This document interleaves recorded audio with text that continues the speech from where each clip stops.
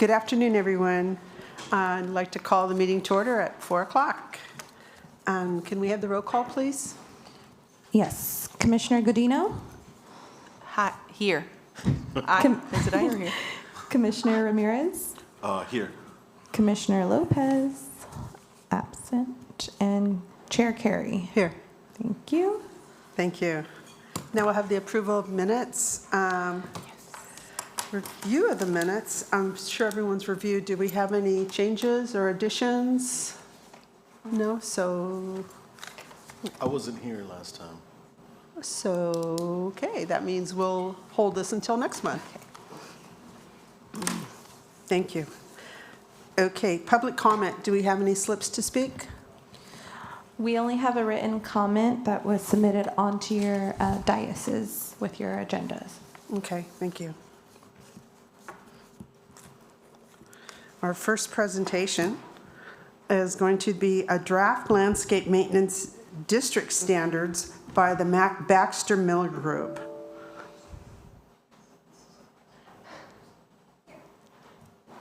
Is that you? Yes, Hello, Commissioners.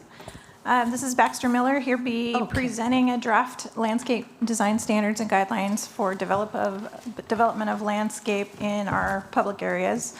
The purpose of this project was to take our older standards and dust them off. It's time to brush them up.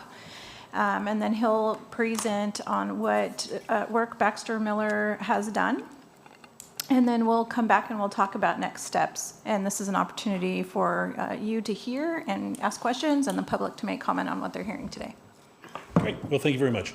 As mentioned before, I'm Baxter Miller. The firm BMLA and Ivan in my office has spent a great deal of time working on this project with Angela, and so we're really pleased with this. We've been working on park projects and streetscape projects in Santa Maria for the last 25 years as a landscape architect, so we're very familiar with your standards and the processes of your standards and the impacts of that. The whole goal of this particular process was not to change fundamentally the standards, but to really coalesce the standards in a process by which people can use it to quickly get a set of plans approved, not only from the conceptual level, but all the way through inspections and final turnover to the city.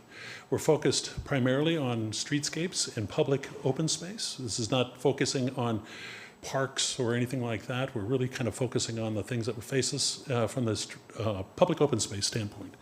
The goals and objective is to expedite getting plans approved, because the biggest challenge with getting anything done is both the applicant doing it quickly and having something that can be approved quickly, and also from the city standpoint to have something they can review quickly and know that all the elements are in there. It's not really intended to be a process by which we look for all the little niggly things that can't possibly work and falls out of the process. So what we've done is taken the standards. Let's go ahead and click onto the next thing. This is always the fun part about these presentations. We're so used to doing it remotely that usually I'll push the button. So the goal is to expedite the approval process and the design process through use of templates and checklists and approved standards and details. As said before, all the standards that we're using are the ones you already have. All we've done is taken and crafted a process by which people can quickly go through it, answer all the questions, and then submit a set of plans that can be reviewed in a commonality through a checklist process and get approved quickly. So if we can click to the next one. You know, the key to anything that we do is about having a sustainable landscape that can be afforded to be maintained. You know, one thing that the city is very concerned about is having a sustainable landscape. We've been working on that for 25 years that I've been involved in the city. And so the goal and objective is to go through those landscape features, whether it's materials, plant material, methodologies for getting the soil ready, irrigation equipment, all that kind of stuff you've worked through already. That's already in existence. What we've done through our process is to make it much more easy. Let's go ahead to the next one, please. As mentioned before, the standards and guidelines have already been developed. So anybody who's submitted plans in the past will not see anything different other than the methodology by which they go through and respond to the design intent. All right, let's go ahead and go to the next one if we would. All right, let's compare the existing standards to the proposed standards. Again, the standards now are in narrative format, i.e. you start with a story, it talks about what the intent and guidelines are, and then in that particular document are various restrictions and they direct you to various places on the website. What we've done is we've simplified all that particular process. So let's go to the next slide if you would. Again, the use of templates, you'll see that in a minute. Application, the goal is to have the tools in people's hands, and you'll see that in a couple of minutes when we get to that particular slide. Let's go ahead and go to the next slide if you would. This is a simplified organizational chart. When somebody comes in, an applicant comes in and says, I want to do some landscape on a development, whether it's residential, commercial, whatever it happens to be. If it's in the public space, such as a parkway, a median, or some open space, you'll start by downloading the required files, which we'll have on your website. You can download virtually everything, all the checklists, all the forms, all the details, plant lists, irrigation materials, irrigation details, all at the same time at once. Then when you develop your concept, based on that information being provided, and then what you'll do is you'll turn it into a maintenance exhibit. What we've not done in the past in the city is define in very, very early stages what the limits of that open space would be, how far does the streetscape go, and make it into an exhibit, and I'll show you that in a minute, that illustrates how all this comes together. So very early in the process, you know, and the city knows how much landscape they're going to have to maintain, and then can throw some numbers at it and decide whether or not that fits well within their budget. From there, we go to, obviously, the maintenance exhibit gets reviewed, gets approved, moves on to the next level, which is to prepare the working drawings. These are the documents that are going to be used by the constructors to actually execute the project in the field.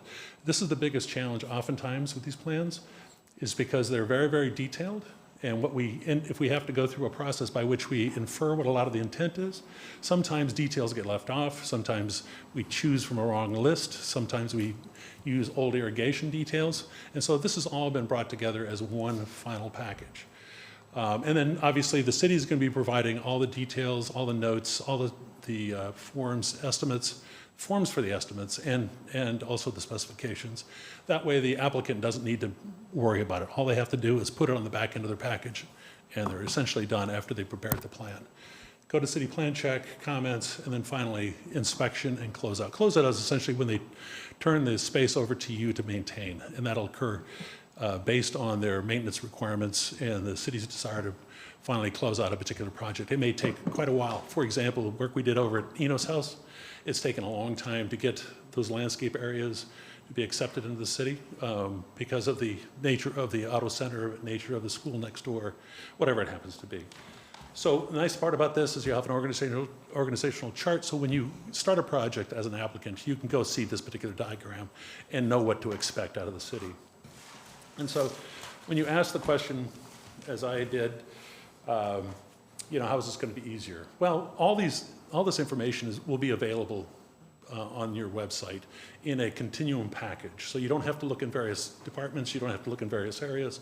You just go to one place, you download it, and these downloads will be not only in PDF form, but also will be in AutoCAD. So anybody who's preparing plans can work automatically through a digital format and deliver the plans easily, as opposed to redrafting or recreating the details or specifications. And those people who don't work in AutoCAD can download the PDFs, staple it to the back, change the dates and addresses and everything on the plans, and then turn those in. So we also relate to those people who are not digitally operational. Excuse me. Obviously, all these items we'll go through in a second in terms of checklists, in terms of, if we can go to the next slide, that'd be great. Go ahead and go to the bottom if you would. There you go. And so this is essentially redundant. Since all these things are already done for you as an applicant, all you really need to do is worry about the plans, not really worry about the rest of the information that goes along with it. Let's go ahead and go to the next one if you would. This is essentially what you would see on the website. You would go to the city's website under codes and documents, and you would be able to download all the documents you would need to make an application to the city, both from a design standpoint, but also from a construction drawing standpoint. If we can go to the next page. This is one of the things that you'll see in the document you'll download, which is essentially the city's guidelines, which defines what the design intent is that the city is very much interested in. These guidelines are essentially the same guidelines that you had before, except for it stands alone as a separate document as opposed to integrated into a number of different documents. Thank you very much. It's not big enough to drown with, but it should get me through the next 5 minutes. Nice thing about it is your weather is so much cooler than my weather is back home, so excuse me for taking off the jacket. So needless to say, it gives you all the instructions you would need to be able to design a project, not unlike what's already existing. We're not putting anything new into it. We're not changing the nature of it. We're just redefining it so it's much easier to go to. If we can go to the next slide, please. This is the maintenance exhibit we talked about, which is essentially, let's say you're doing a development and you have a number of streets and you have a number of open spaces and you have a number of different places where you want to put things within the development that's going to be landscaped. And what we have found by requiring the applicant to define specifically what those areas are, whether they're slopes, whether they're flat, what kind of landscape, organic, inorganic. And so this is really, for this particular group, is really kind of unessential. But for the purposes of making application and making sure that what they turn in, let's say a year later after they've gone in with this particular document with their concept plan, we have this document in our hands so that we can review the plans to make sure that they're the same as the conceptual plans. And so this particular item is one of the new things that we've added to the particular program, but it's pretty straightforward and simple. Most any landscape architect or applicant will be able to make one of those documents and submit it. All right, if we can go to the next one. So when I talk about what makes it easier, the plan checklist, this is a list that we've developed over time, which really identifies all those things that are supposed to be within a submittal package when you make your application. And it also tells the applicant the kinds of things that the city's looking for. So you don't have to guess whether or not the plans need to be at 24 by 36. So when somebody submits a set of plans that are 30 by 42, the city can reject it automatically. It doesn't fit into their engineering dimensions for their storage. And it also tells everybody, submit your plans at this particular format. And that way the city will know whether or not they're paying attention to the standards, paying attention to the checklists, and making sure that they're getting done. You don't want to go through a plan check, and one of the plan check comments was, your plans are too big. So let's tell them in the beginning, make them this size. Engineering department does that quite often. When you want to submit a set of plans to the engineering department, it has to be in 24 by 36, so we're just making it more convenient that way. This is a document, this inventory of plant materials, a document the city's had in their files for quite some time, but you have to go to another location on the website, and you have to be looking for a tree list. What we've done is we put it all in one location. We've had Scott go through it, we've defined the lists. Everything that's in this particular package will include the kinds of items, materials, whether it's DG or whether it's irrigation or plant material. It's all been already selected, approved by the organization, and the landscape architect or applicant, all he has to do is choose from that list, and they'll get that up front. If somebody comes back and says, well, I don't really like to have talpas, well, have that conversation with the staff, but more importantly, anybody who starts a project knows where to begin. That's pretty important. If we can go to the next slide, that'd be great. All right, this is, again, redundant. We give you a preferred list of material. If you want an irrigation controller, then you'll use X. And it's not so much that we have this passion for X, but it's the city has history with X, and the city has replacement parts for X in the files. So if something breaks, they can repair it quickly. The same is true with playground equipment. The same is true with plant materials, staking of vines, that kind of stuff. If we do it over and over and over the same way, the maintenance people will know how to deal with it, and the city can maintain it and make it a sustainable landscape, and so that's important. We're going to give them the details, and if they come back with a modified detail, we'll tell them, no thank you. All right, so again, this is kind of redundant, but let's go to the next slide if we would. Again, plant material, the specifications, for example, we're using the specifications the city's approved. So if somebody comes in and says, I want to do it this way, the answer is no, you're going to do it this way because the city has to maintain it. It's in their best interest to do it in a particular way. This is not arbitrary. This is how they've been doing it for years. And so we've inculcated it and institutionalized it in the specifications as well as the details. There have been times in the past when people have submitted plans. I used to plan check for the city a number of years ago, and people would submit a set of plans, and they would take the city details, and they'd mark them up and change them and submit them. And it's kind of like, you wouldn't do that for a street cross-section. You certainly wouldn't do it for a street light.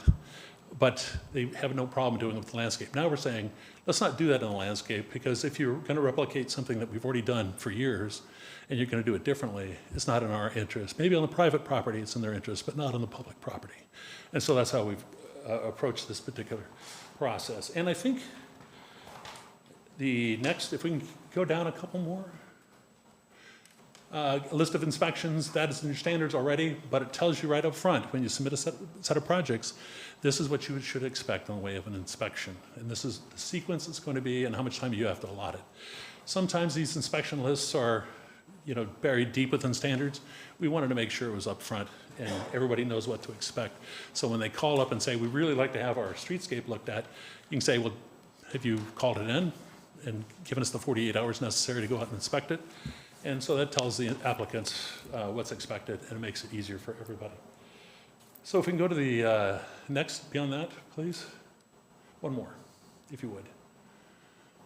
Okay, so the next steps is we receive feedback from you guys and the public, obviously. Make the final revisions that are necessary, whether they're typos or colons in the wrong place. We'll get those revisions made, adopt by the department director, and then finally post on the city website. That is the next processes, and I'll answer any questions you may have. Any questions?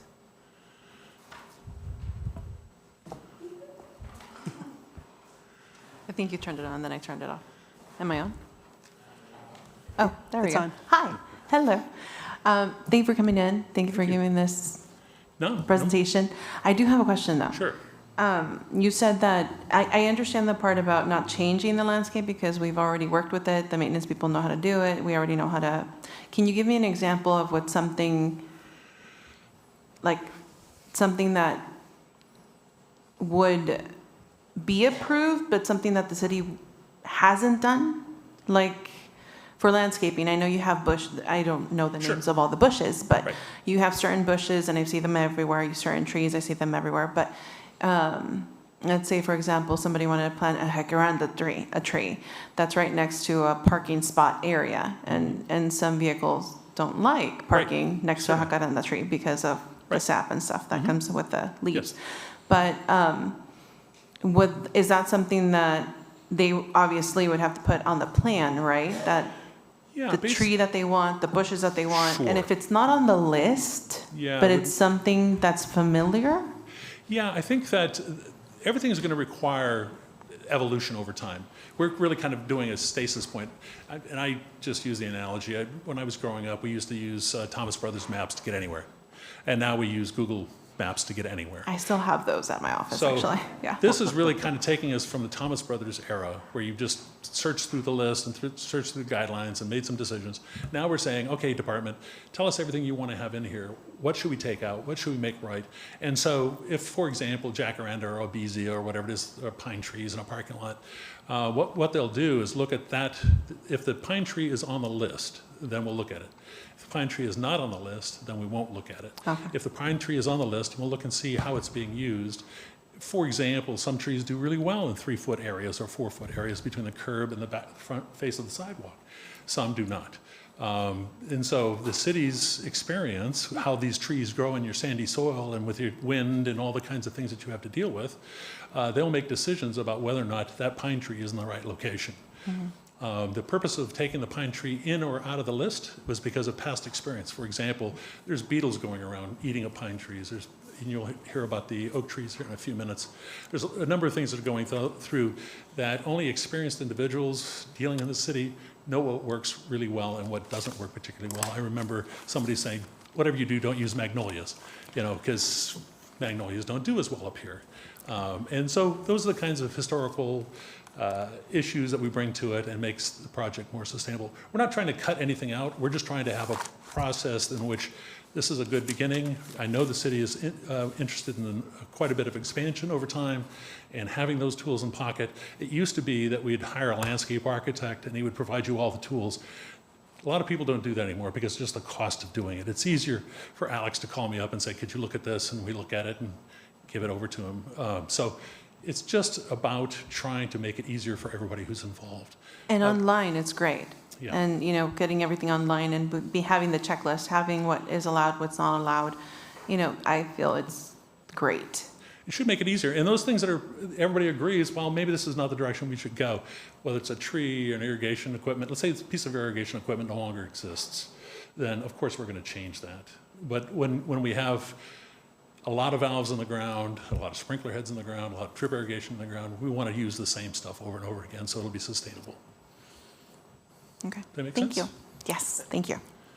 And is there a process, the irrigation equipment, like if Yes. something new that it conserves water better when watering, and is there a process to get those things approved? Because you were talking about using the same materials over and over again. How long have we been using the same type of? You guys have been evolving. I mean, there was a time in which trying to get drip irrigation in the city was incredibly difficult. So everybody evolves.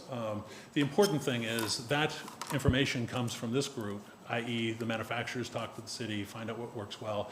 They can ask the questions that are important to them, as opposed to me coming in from another area and saying, oh, gee whiz, we use a lot of this. I mean, paver stones are a good example. You have a great manufacturer of paver stones in this area. We found that out on Veterans Park. And so why not use local paver stone guys instead of the guys down in Orange County, which they make millions of them, but you got a local. And so that's why that particular manufacturer, because it is local, is oftentimes shown on plans. And that's the kind of information we'll provide. It's not that everybody else is cut out. It's just that they're used to using the same equipment, used to doing it the same way, repairing it in a particular way. So that's why we do it that way. It'll evolve over time. It has no choice. Right. And if I can just add, the process also includes a pre-application meeting with the landscape design team. So this isn't submit your stuff and we'll review it, right? This is an interactive process. So there'll be lots of time to answer questions. They'll sit down with Scott, whomever the review team is, and then be able to talk through the package and what it might look like. And so that will help with that process. And then by the time you get to the checklists, right, and the templates, it should be very easy then to go through the remainder of the process. What's the usual timeline of the entire process?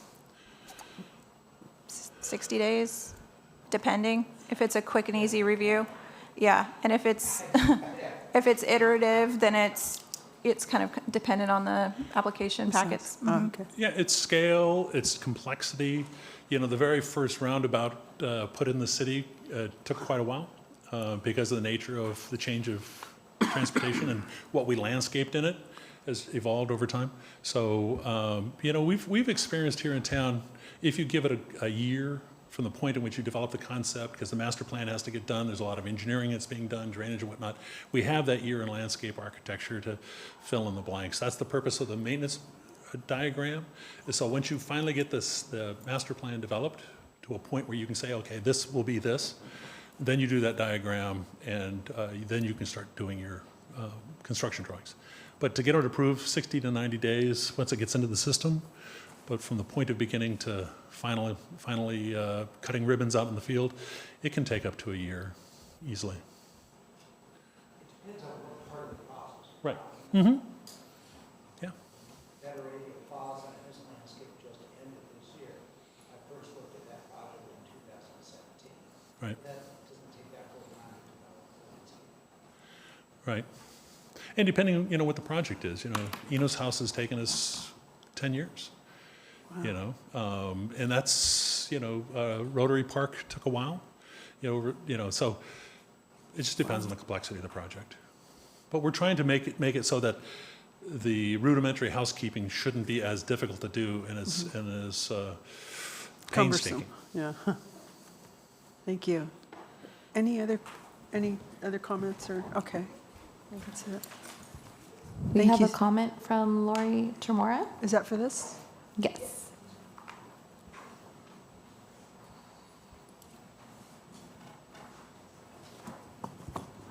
Good afternoon, Lori Tamura with Urban Planning Concepts. First of all, thank you for staff to send out the notice on this meeting and see the presentation from Baxter Miller. A couple of comments. First of all, how is this being peer reviewed by the professionals out there? The landscape architects, the engineers, the installers, the landscape contractors. This was the first that I've been introduced to this effort. And there's a lot of people out there that work with the city. And so the question is there going to be an opportunity to have review of the materials that Baxter's put together?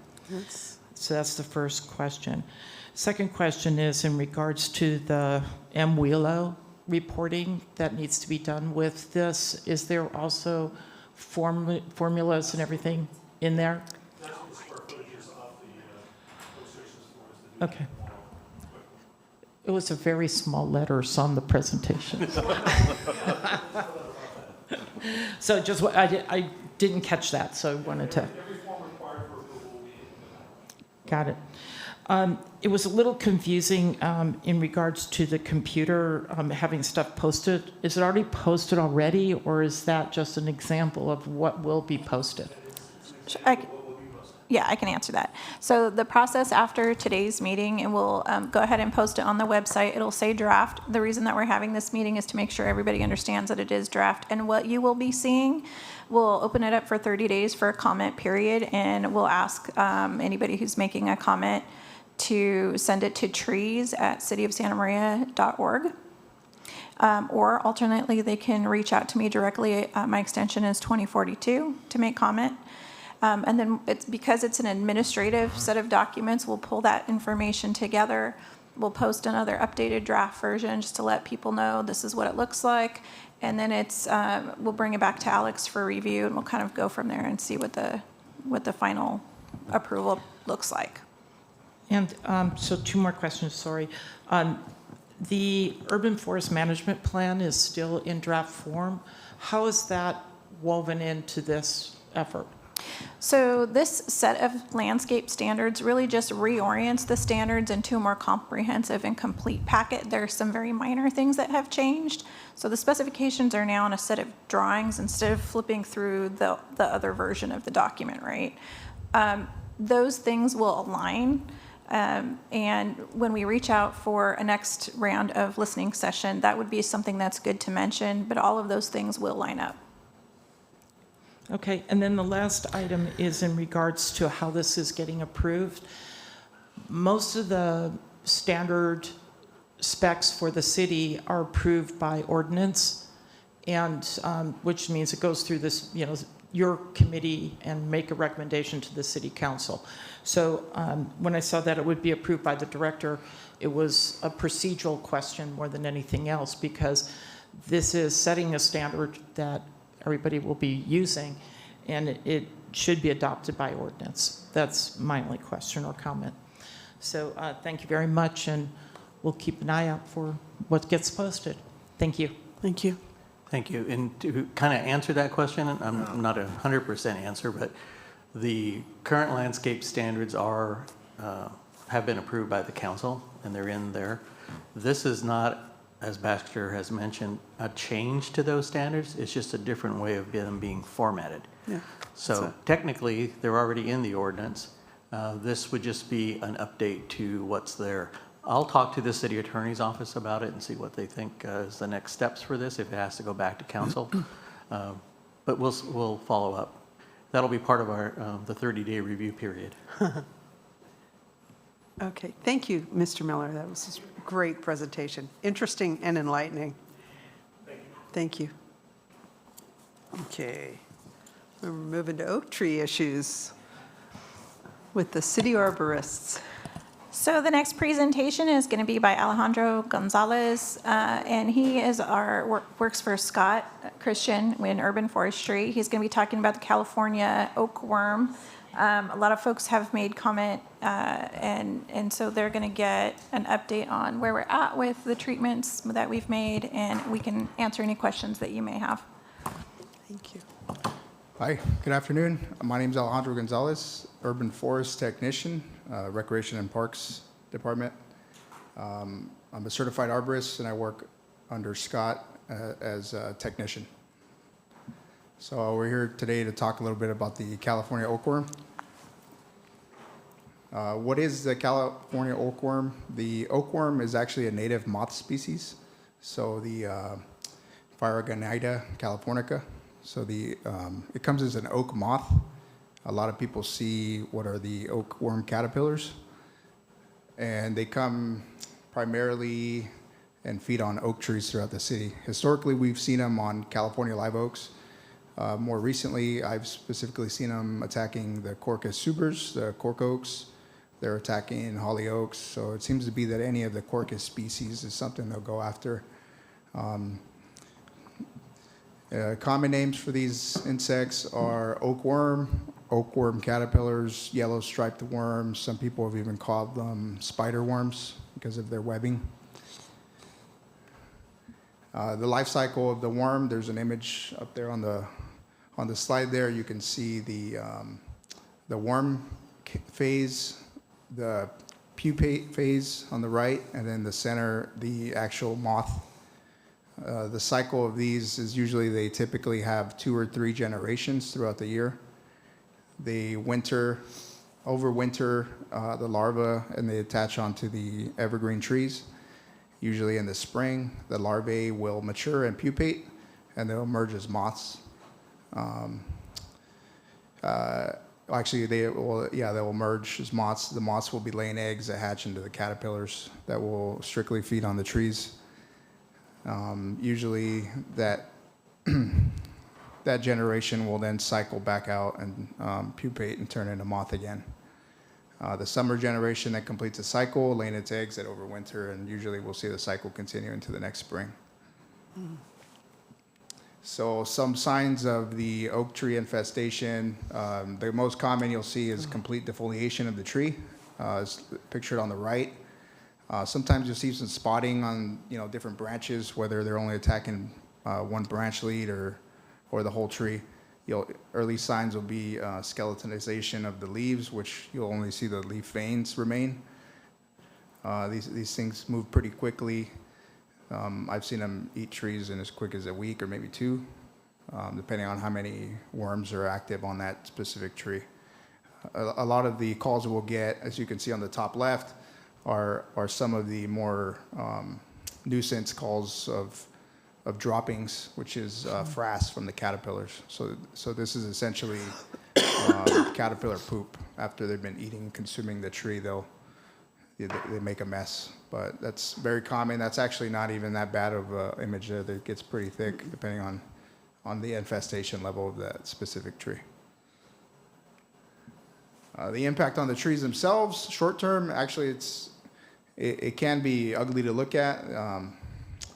The damage, the tree obviously gets defoliated. It can appear to be a dead tree. Sometimes we'll get calls of dead trees. People are worried about them, but they can appear dead. Long term, it's actually pretty low impact. Unless there's other stress symptoms going on with the tree, it's unlikely the tree will die. Most trees recover actually from these attacks. And it's important to note that the infestations, they are temporary, and they're actually not harmful to humans or pets or anything. They strictly only attack Quercus. Management and prevention. So currently what we're doing is monitoring the trees, especially during the spring and the late summer seasons. We're advising folks to manually remove trees if they have the worms, if they're small enough. I know at my house that's what I did. And you can actually hit them with high pressure water, like a pressure washer, and that usually knocks down the insects as well.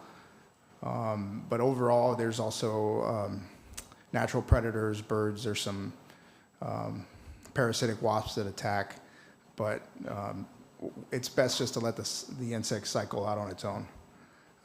In some cases where it's necessary, we are applying a foliar application insecticide. It seems to be the most effective and cost-efficient way to handle the pests. This map here shows the northern portion of town where we've done applications starting July 1st. We've treated about 114 trees. Strictly right now, what we're seeing is the calls, and just by monitoring the situation, the insect is currently strictly on the north side of town.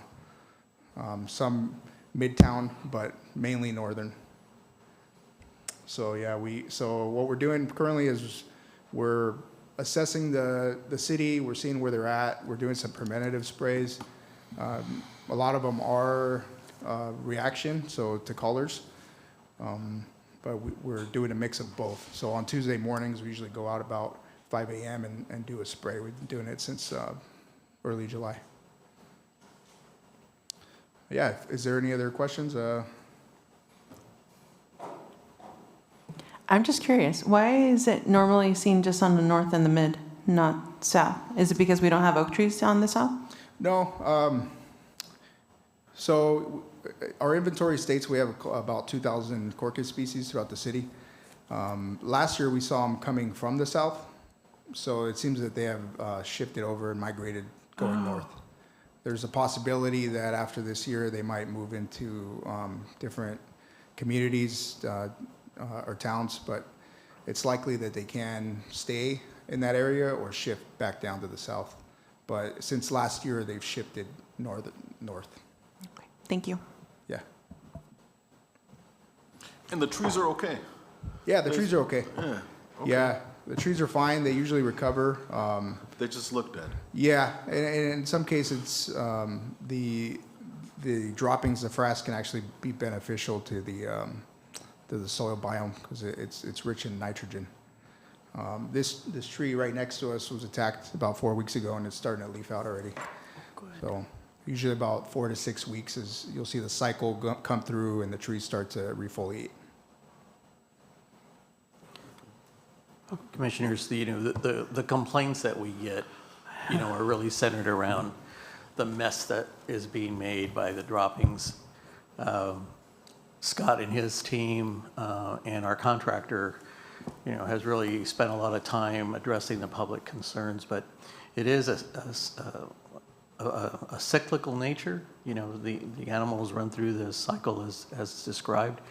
And it's just a matter of education. Scott did a decent video that's out on the city's website that talks a little bit about it. But what it really comes down to is people just being inconvenienced. And the immediate reaction from people is to take out trees. Cut that tree down because it's messing up my driveway, my RV, my car, whatever it is. And I think in the long run, certainly if somebody needs their car washed, and it's just a matter of not parking your car under that tree during the cycle. But it is an inconvenience, and we realize that. But I think what we try to tell the public is it will run its course, and then things will be back to normal after a while. So I want to thank Al and Scott for their efforts.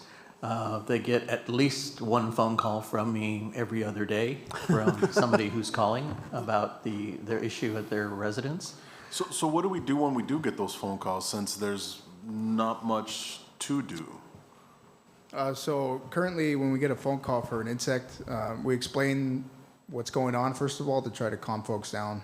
We explain, that they're not harmful, they do make a mess, but we do reinforce that we are monitoring the situation. We're aware that the insect's around, but the main thing is monitoring to see where the stage of that cycle is on that particular neighborhood. We can only apply the foliar application when the trees are being attacked by the caterpillar. In not every instance can we spray because of maybe flowers or crops standing water. So we're being very careful with what we're using. That's why we spray early in the morning. So it's a site-by-site basis, but the main thing is monitoring and taking action if necessary. And there have been some situations that we found where it was more of a design issue, where a tree was maybe planted, within a few feet of a residence block wall or fence. And, that was just a poor design standard from before. So we have done some removals based on that, but limited. Pretty much we try to go in and do the education and, whatever else we can do to get them to understand. Most people will tolerate it for a little while, but once it goes on for, a number of weeks, the council members get the complaints. So, and we've explained it to the council members about, the process, the fact that the majority of it is over in District 2, Councilmember Flores has been very active with us on the complaints that she's receiving from the residents in her district. I've had a lot of complaints too. Yeah. And my people are Yeah, tree but people. you don't call me. No, I don't. Anyway, okay, thank you. Thank you guys so much for presenting this too. It's so nice to be able to say, oh no, it's going to pass to these, individuals, because it's horrible to see. I had one of the moths in my room. And I knew it was one of those moths because we walked by them every day, and I knew it was, and I figured it got my sweatshirt or something, and it was up there, and I was all by myself, all the animals, and the next day it was on the window. So I got a glass, and I really, I would never hurt it, but I really had to think, well, do I really want to, make sure the moth, well, I was grateful he didn't go in the closet, which was wide open, but it was literally on the window, so I got him and took him out. Did you put them on an oak tree? I put him on my balcony. There's oak trees right across the street. So I thought it was a good moth because it didn't make it to the closet, chose not to go to the closet. Anyway, thank you so much. Thank you. We Thank you. really appreciate it. Commissioner Carey, so I'd like to thank the staff and Baxter for coming up. His office is down in Corona, but he's been with us. He's been with us, as he mentioned, for 25 years. Great relationship. Knows Santa Maria and knows what the department is able to do in his designs. Which the neighborhood parks, the pocket parks that were recently opened, were part of his team's design work, and they're just very, very receptive and knowledgeable about what Santa Maria needs. So I appreciate That's so that, and I want to nice. say thank you for that. That's so great. Thanks. Thank you so much. Okay. All right, business manager's report. Oh, where's Noble? Mr. Smita is homesick today, Oh. so we will not have a report for you Okay. at this meeting. Well, let's do the operation division report with Angela Osland. Thank you, commissioners.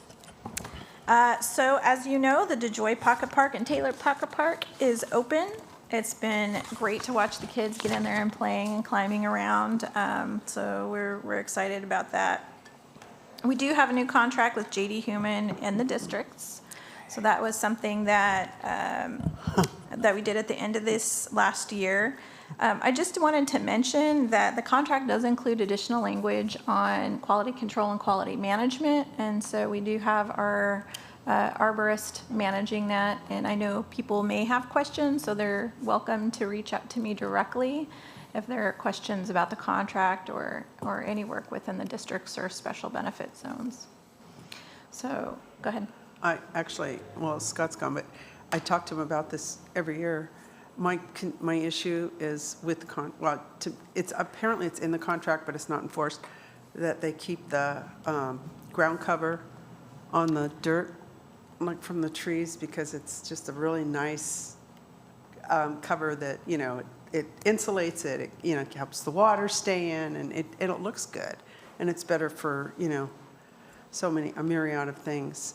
So that's and the Jehoon and people love to sweep it up, and they're so proud to put it in the bags. And really, and the guy's so sweet about it. And I try and tell him, no, leave it. And, oh, no, we'll take it, So I just, I badger him every year about it. But I just want to make sure that that's, something that's, it's just an environmental, it's something that would take nothing for them to do. And it would help them out, actually, to leave it, because I'll chat with healthy. Scott about it. Yeah. Yeah, okay. Anyway, I'm sorry, I didn't mean to interrupt. No, but- you're fine. Yes. The dog park at Carmen Triangle is underway. I don't know if folks have been out there. So that's in the West District. And it's probably a quarter of the dog size park at Waller. Yeah. But the fence is going up and the entryway has already been built. So they're rocking and rolling. And we're hoping that that will be open in December. And then finally, Adam Basin was just redone. So we're waiting for that to get seeded. And then that park will open up in September. Wow. September 15th is the date that I have down. Wow. So with that, I think you have a pretty good update of all of the other projects that are either ongoing or finishing up. And with that, I am here to answer any questions. Thank you. Any questions? No questions. Okay, Okay, thank you. you're welcome. Oh, let's see, Recreation Division Report, Mr. Smitherman. Good afternoon, Commissioners. I did provide you some documents on the dais before we started the meeting, and I just want to go through our summer program as we wrap up. This is our final week, as school started in Orchid this week, and then Santa Maria will start on Thursday as well, so it's been busy. I have a big crew here behind me. The one thing I did want to mention that was accidentally left out of the report is our senior numbers. I talked a lot about events and programs, but just our attendance at the senior center has gone up from last year to this year. We're seeing on average right now, I would say roughly about 460 unduplicated persons visiting per month. That doesn't mean they could visit multiple times per month, but we're seeing at least 460-ish people a month coming at least once during the month. So they're doing a great job with programming over there, really keeping our seniors active and happy and busy, and for the most part staying out of trouble, but we have our issues now and then. But so what I provided you in the documents is just really an overview of our programs that we've had this summer. I don't want to go through it verbatim. I'm hoping you'll take the time to read it later. But some of the things that I want to highlight is, although we have a lot of drop-in programs, we have our park program, we have Recreation Swim, which is considered a drop-in program. Our registration programs have been very, very popular, especially with our youth. The majority of our summer camps filled up. All of our swim lessons continue to fill up and sell out. And so for our registration style programs, we had 4,283 registered activity users. So those are people signing up for specific programs. Either they can be free or a low fee. And that 4,283 is from June 1st until yesterday. So June, July, and the very first part of August, we've had that many people register and participate in our programs. Could be anything from our junior golf clinics and pickleball to a program at the senior center. So just to highlight a few of them, because I want to embarrass some people that are here today.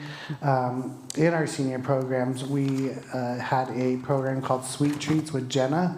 Jenna's in the audience, so she led that for us, and I want to thank her. It was well received by our participants. Our aquatic numbers, again, are through the roof, with over 8,863 people participating in recreational swim. That's just coming in when we're open. To think that we would only, a while ago, we used to only open a couple days a week for recreation swim, and now we're doing it 6 days a week, and that's the reflection there in the numbers. So it's quite big. If you were out of the pool, this is our last week of rec swim during that schedule as well, but you would know that right around 2 o'clock it was crazy. Just hundreds of people out there. So lap swim still continues to be popular, with over 2,505 swimmers coming in during the course of our lap swim hours. And those are really great numbers. I would talk about concerts in the park. I was lucky enough to visit all the concerts and left soon after the music started. My dog and I get to walk over, so these guys see me every week. But just finished up with Mestizo at Rotary Park. What a fun band. My favorite was Dirty Cello this year. Amazing performance. Numbers looked a little bit lower, and so we're going to do some research and see what we can do to bring the numbers back up. We've seen with our very, very popular bands, in the low 1,000 number. So don't know if it's time of the day anymore or day of the week, but we're going to do some digging and see how we can bring that back a little bit. We had some amazing new programs this year. We had Guys Night, Whiskey and Billiards, where we had 22 guys actually show up and want to hang out with each other and have a good time. Most of them did not register until the day of course. And the ones that did register, I assumed it was their wives that did it for them. So A great new aerobic fitness. We're really working on expanding the adult programming that we have that's specific to adults 18 and up. We haven't had a lot in the past, so we do have an aerobics fitness class for those 18 to 50, which is new and been successful. I could keep going on, but I'll let you guys read this. But again, overall, I just want to say thanks to the amazing staff. A lot of them are here today. Our aquatics team is resting. They are not here today. And then really, there's so many staff involved in all of these programs and activities. I'm pretty sure they're wore out. We have a slight reprieve until we hit our fall season, but we're already planning through December. So they're busy getting ready for our next set of programs. And on the very back, I just threw two little thank yous in there. One from a child who did an event at Los Flores, and then one from a parent. And most of you will know this parent, Ileana Velasco, who was a previous commissioner of ours, big in the soccer world. I've known her for years. It's kind of hard to get a compliment out of her, and you could tell her I said that. So when I got this email from her, it really hit home and just reminded me to share with the staff that this is why we do what we do. And just amazing, tons of smiles this year, millions of memories, hopefully all good. Really a great summer for us and probably one of the best I've seen in a very long time. So thank you to them for that. I'm here for questions. Any questions? Yes, Yes. talk.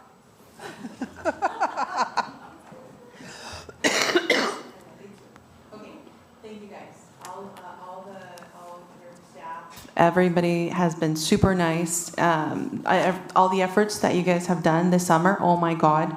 I don't have little children, but I do have families that do take their kids to these events, and they are just amazed at how nice and how respectful and how caring you guys are. And they just feel welcome every single time they go to an event where you guys are at. So I really want to praise you guys for what you do, and I appreciate everything you do. Every smile you give, even though you've been there all day, or even though you deal with difficult people, because I know sometimes we have difficult people that don't understand, but you guys are smiling every single time, and I appreciate that, and the community appreciates that. Thank you so much. That's good. Thank you. Yeah. Commissioners, while we're on recreation, I wanted to mention one more item. This is the email that you have in your packet, because it seems like it's recreation paired. But this is a comment that we got regarding bikes and trails, and the recreation department does not take care of bikes and trails that are not in parks. However, Public Works does, and we do have a general plan update with community development that we're working on. And I know that this is part of an open public comment period that the community has been invited to make a comment on, all of these elements. So the active transportation plan, the multi-purpose path plan, all of those are plans that cover the multi-use path. But that said, again, if the public has comments or questions, they can field those questions to Public Works, and we can get them to the right person. Right now, that's Mark Mueller in Public Works, and then Dana Eady in Community Development. Thank you. Thank you. Let me just mention, since you brought up the senior center, I'm doing the yoga there, and I have a question. So most Tuesdays, the yoga's from 10:15 to 11:15, and the woman's very soft-spoken. She's an amazing yoga teacher, let me tell you.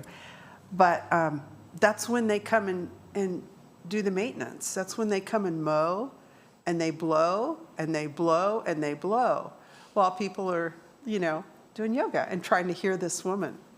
So on Tuesdays, around 10:15, 10:30, they show up. We'll look into their schedule. Thank you.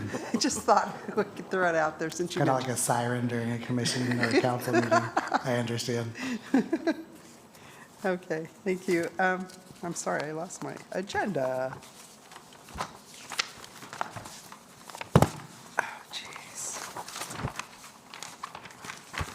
Wow, we're at the end. Official business. Oh, excuse me, director's report. Director's report. Thank you, Commissioner Carey, for not forgetting me. Never. So had good presentations today, good comment. I want to thank the rec staff also for their work this summer. I agree with Dennis. I think this is probably one of the most well-attended summer programs that we've had in a while. Great. And again, it's to the credit of not only the staff that creates the programs, but also for the marketing efforts that are put out, the social media efforts that are put out to try and attract, our customers in to use the services. So kudos to all of you for the job that you do. I know, I'm glad that you said sometimes you have to deal with people who aren't so happy, and that's true, but I had a supervisor who once said that a good recreation leader is able to adapt. And so you adapt well, so thank you very much.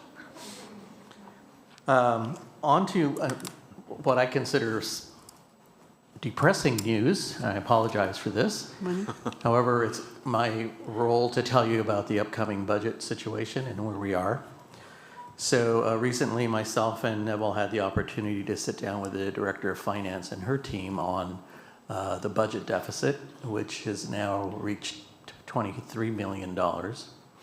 The council appointed a special subcommittee to work with the city manager and the finance director on how to tackle the issue. The issue is sizable. I cannot remember in my 40 plus years of being here ever having to tackle an issue, budget deficit of this size. It is not something that anybody should take lightly. It's going to be impactful.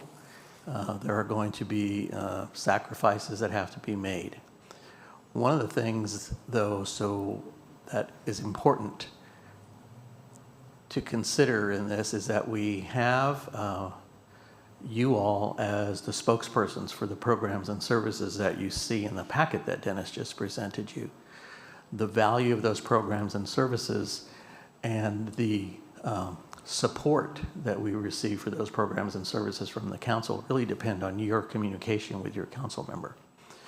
I don't know what the specific plans are for tackling the budget. That is something that we have not been apprised of as department directors as of yet. We know that there is a number, and we know that we're all, part of the team that's going to pitch in to try and address it. There are the council committee and will consider other methods to raise additional funds, be it through a tax measure or some other way of generating dollars for the general fund. But in our case, I think one of the things that we have, unlike other departments, is we have you. We have the 5 commissioners whose role it is to represent us and advocate not for the department, but advocating for your constituents in the community who depend on the services that we provide. So as time rolls out over probably the next couple of months, hopefully we'll get a little bit more information. I'll be able to provide that to you and describe potentially what the impacts could be. But if we looked at it today, the impacts that we're feeling immediately is that we have about 9 positions that are vacant, that are critical positions in our operations division and in our recreation division that are basically frozen. So we're not able to hire replacements for those individuals. We have another 3 or 4 people who are out on medical, workers' comp, and we're not able to replace them with temporary help. So it's a challenge. It's a challenge that where the staff takes pride in the work that they do, and they're not able to reach that same level of quality work that's out there. So it's hard to ask them to well, don't go to that park this week. Wait till next week. Don't mow. Don't use the water. I've said it 100 times at this chambers that our biggest expense is water, And people like lush green parks. They don't like dried out, browned out parks. But that may be one of the sacrifices that have to be made in order to control the budget situation. So I'm hoping that, again, that we'll get some ideas, we'll get some numbers, we'll get some target that we can focus on to look at our operations and see what we can do. When I get that, I'll sit down with each of you and walk you through, you know, what that number is. Staff has been asked to prepare for the eventuality of some kind of reductions, prioritizing services, prioritizing the opportunities we might have for some revenue. You know, we'll be back to you talking about fees probably at the next meeting. So, you know, the reality of we'd like to be low cost, we'd like to be free, we'd like to be, but sometimes that may change. You know, we may have to look at raising prices. Certainly, I don't think we'll ever cover the cost of a program, but maybe trying to recover a little bit more revenue. So that's my sad message for the day. I will talk with you individually about opportunities that will present themselves over the next month or so. So be prepared. I'll be calling you. And again, I think we back to try to leave it on a positive note. I think we've done a great job providing the level of service that we have, given the limited number of staff. I mean, Rec Division, people have stepped up to fill in positions that are vacant so that the work gets done. And so, you know, we appreciate that. Parks the same way. They've you know, had a couple of people out on medical or injury issues, and people have just stepped up to help fill in for those vacancies.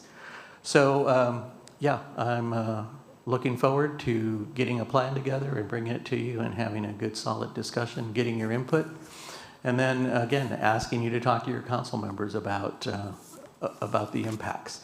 You know, we are the third largest budgeted department after police and fire, and we probably touch more people than both of those departments combined. Mm. And I think somebody made the comment years ago that we're the department people want to come to. You know, we're not the department where we have to go, you know, we have to have you come. They choose to come to us. Mm-hmm. So we want to keep that as a priority as we move forward. So I'm happy to answer any questions as we move on, and, you know, anything I can do to help, let me know. Got anything? I know that I got a couple of emails of events that we were canceling. The one that comes to mind is Dia de los Muertos. I think I got an email about that. Is that related to the budget? I'm excited to say it's not canceled. We are expanding through a partnership this year. So part of our budget savings and to grow programs is how can we do that more efficiently? And so we're working with Allen Hancock College this year.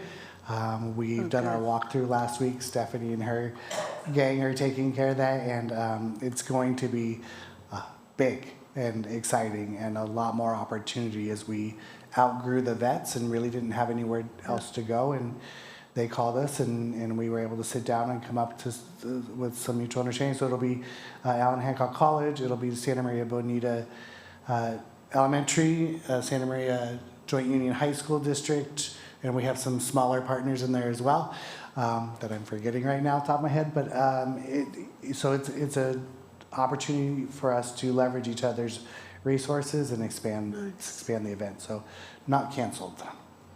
Got it. Thanks. And it's multiple days this time? The altars will be up for, they'll be able to start setting up Thursday, but the main event will still be that Sunday. We do have extended hours, and we'll have all the official flyers and brochures and programs going out here in the near future. So the walkthrough was great, a lot of fun, a lot of enthusiasm by Allen Hancock College. Wow. I think Kevin saw another local college do a great event and was jealous. So we're happy with that. So we're happy to participate with them. That's good news. Anything else? Thank you. No?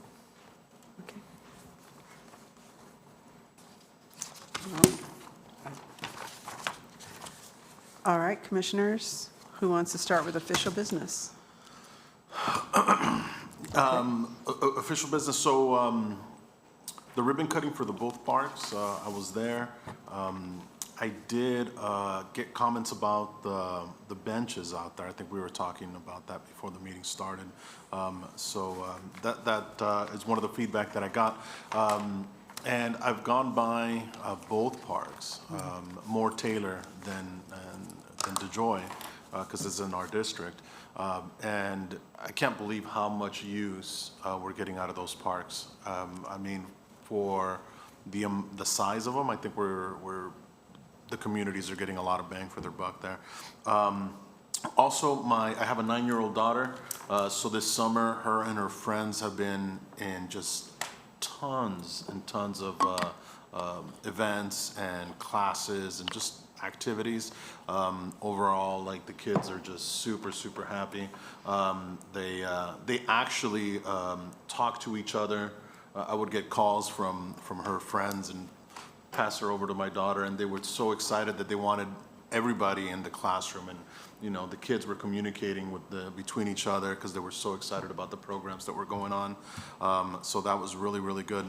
One thing that I did notice, I signed up my daughter for swimming classes, and I arrived the day that the swimming classes opened to register, half an hour early, and there was still I think 3 or 4 people in front of me, and they were keeping track of the openings on their phone, and I didn't stay till the line ended, but there was at least 6-10 people after me, and they were really worried about not being able to get in. So I don't know what limitations we have, and I know that there's budget constraints, but I know that some of the people at the back of the line were kind of thinking they weren't going to get in there to do that. Also, we had a birthday party, and we had the tables over at the pool reserved, and we weren't allowed to bring cake. We weren't allowed to bring any food, and I understand that they sell food over there, but we weren't allowed to bring cake. And it would be nice to be able to use that area for birthday parties and have cake. Agreed. We'll look into that. Thank you. That's it. That's Thank it? Also, the pocket parks, DeJoy, I pass by DeJoy more than Taylor, but DeJoy is full every single day, morning, afternoon, until the sun goes down. And the sun is going down at 8, so they're there. And the parents are just standing, and they're the ones that tell me, like, I need some benches here to sit down. And I'm like, yeah, I know, but it's like an open space, so bring your lawn chair. Bring your lawn chair and just sit down. But they're awesome. Both parks, our pocket parks, are really good. The events that happen within the city, I completely forgot. I'm really bad. I know. Rebecca, I need to take notes, like my peer over here. But excellent job, you guys. Honestly, you guys do an awesome job. I can't say enough with what you guys do. Your staff, you guys are awesome. The advertising, Señorita over there, thank you so much. I try to share as much as I can, and because I do have a lot of community that follows me too, and also the church community and stuff like that. So awesome job on doing the translations. Really good. Thank you so much. But yeah, other than that, am I missing anything, Dennis, that I should talk about? No, we're good. Okay. All right. Thank you guys so much. Okay. Well, the concerts in the park, I've been to 3 of them, and they were all great. Yeah, it's the time that's an odd, it's hard, and we're not, we don't go anywhere in the morning, or, it's not like a church thing, but I always think, oh, maybe people are in church or whatever, but it isn't odd. I mean, where I grew up, they were always at 4 on Sunday, and everybody brought the picnics and had it, and it was like the funnest thing. But that was just a thought, but the one that was odd was the one that was with the car show at Pioneer Park. That was kind of, I don't know if it was just me or it was just, it wasn't comfortable to sit and listen.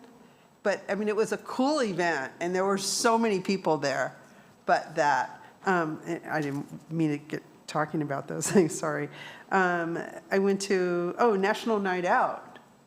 That is the funnest thing. And when I heard it was at the fairgrounds, I thought, ew, why isn't it at a park? Wouldn't they rather be at a park? But it was like the best layout ever because it's literally set up for stuff like that. And there was even a stage where, they could, it was a really great event. And they had these huge barbecued hot dogs that at the end of the day, there were still hot dogs, they were still able to pass it out. And they claimed that there were almost 3,000 people there, which was the largest group they'd ever had, which was cool. There was a little boy there that came up to Mayor Patino. I've got a photo of them. It was the cutest thing. And he came up and he said, Mayor, I really hope that the Elks Field can reopen. And he's like 8. And he's just, telling her this. And she says, well, here's the commissioner. You should talk to her. Of course. So we're talking. And anyway, they want to come to a meeting. But apparently there's some home run thing that is only run at Elks Field. And so he's finally old enough to get into that home run thing. So he's like adamant that it needs to, so in the family, it was just a very sweet situation. But so there's a vote for that. National Night Out. Oh, the Heritage Walk, the groundbreaking the other day was pretty cool at the old Mervyn's/Follows building. And it's going to be a beautiful building. It's, it's going to have it's a 3-story building, which was kind of a surprise when they bought it. And it's going to be a gorgeous atrium. It's just going to be a really, elegant building and not not like it's going to be market value. And they're all going to have little patios. That was good. They had tacos there too. Just saying. Because at the neighborhood park openings, there was like the good scones and coffee, and when I left to go to that, my son said, "Oh, is there going to be stuff that, to eat?" And I said, "No, it's not. It's." And sure enough, they had tacos and horchata. But anyway, I have a couple of things. I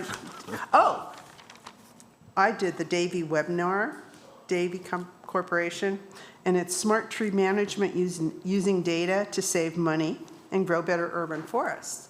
So I did it, and I forgot to bring it, but I got a certificate, so it's in a frame.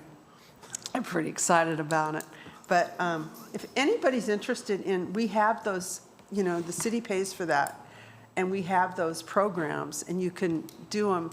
And if you can sign up, and you can always do it later. Once you sign up, it's yours, and they'll send you the video of it. So if you're interested in them, I can forward them to you because I'm on the list. Oh, yeah, please. And okay, because they're really good. And you'll get a certificate too. But let's see. I had a couple more things, just not that I did, but we have that thing at Jim May Park now where you guys have the beach. Is it possible to put up signs for families not to let their kids chase the birds? Because that's a habitat right there. And It's actually posted there already. It's in the ordinance. Yeah, but like kind of down where the beach part is, and just a little something that's, I patrol it. Angela's writing it down, so I'm sure it'll get taken care of. But, that's where they are, that, they're there, they nest there in some spots even. And the little kids are just, and the dogs, people let their dogs go too. Let's see, on Sunday at Waller Park, for my county commission thing, it's a day in the park at Waller, and it's from 11 to 3, and it's going to be a car show as well. So yeah, and it's always a really good event, especially with kids. Bring your kids. And then I'll throw this out here, my last thing. for the CRATAC, it's, oh, I never can do it. It's the County Recreation and Trails Action Committee. It's trail people, but they're still looking for members from the 5th district because there's nobody on there from the 5th district. There's every other district but that one. So if anybody knows anybody that's a hiker or, you know, would possibly be interested in being active with that, it's a really good group. The last thing is I wanted to mention that Dennis about the artist boxes. I didn't realize, and I don't know if everybody else did, that we're the only city that, with the boxes, that has the artist actually paint them. Because everybody else does the plastic, what is it, plastic or the wraparound On the things? wraps? Yeah, the vinyl. It's about 50-50 still from what I'm seeing. And we definitely are seeing growth in the vinyl. It's easier to maintain and clean. And so we'll be looking in the future, depending on cost of maintenance, but it's something that San Luis just started this year. So we're going to let them be the guinea pig, and we'll be following closely along to see how it's working out for them. Okay, I just thought it was kind of a cool thing that we did that you did that. Thank you. And There's one thing I completely forgot, and I know if I don't say it, they're going to kill me because they're probably seeing this. The soccer community has grown so much here in Santa Maria. We all know that. Everybody has heard about Alex, deals with it every single day. But there's the veteran, talking about seniors, we have a new men's veterans league here in Santa Maria. And they are just wanting a chance to be able to use a field for their tournaments. And they usually do them during the week. And they could do it any day, Monday through Friday. Because they know that weekends, you know, the rest of the fields are used by other leagues. So they're willing to, you know, just talk to the department and see how we can figure something out for them. Because we also want to have our seniors, you know, continue and be active. And so, and it's a slower paced soccer game. If anybody wants to go see them play, it's really cute. You know, but they're so excited. And it's just a lot of older, you know, men that are out there that I've known since I was like 2 years old, you know, and they're out there playing. So, yeah, but I just have to say it or else they're just going to kill me. So thank you so much. thank you. Is there Thank you, anything else? Commissioners. Just something real quickly. I got a call from retired Commissioner Lee the other day. Just wanted to give you an update that he is doing okay. He gave us a call about some overgrown sumac trees in the median that near his house. But he wanted to be sure that I said hello from him, so Good to know. hello. Hello. Did you have something? I did it. Thank you, Commissioner. I wanted, it was brought to my attention about a teen driver safety course that the Rangers had put on for the first time. A small handful of Rangers went through a training for distracted driving, and we offered our first one here in Santa Maria, and they had 18 participants the night of. They had a better spread than I did at the grand opening. They had pizza. But I want to tell Ruben and our 2 other Rangers that participated that evening, we had Santa Maria PD was there. I believe CHP was there. I don't remember seeing a sheriff, but Cottage and Marion Hospital. So we're hoping to grow that partnership and have each group do expand that program to different areas of the community. But a great first time event. I don't oversee Ruben, but I should have put him in my report. So, but yeah, I wanted to let you know about that. And if you see it coming in the future, it's great to pop in and see parents and kids get a little scared about driving distracted, but it was a good night. So thank you, Ruben. Thank you. Anything else? That's it. Okay, this meeting's adjourned.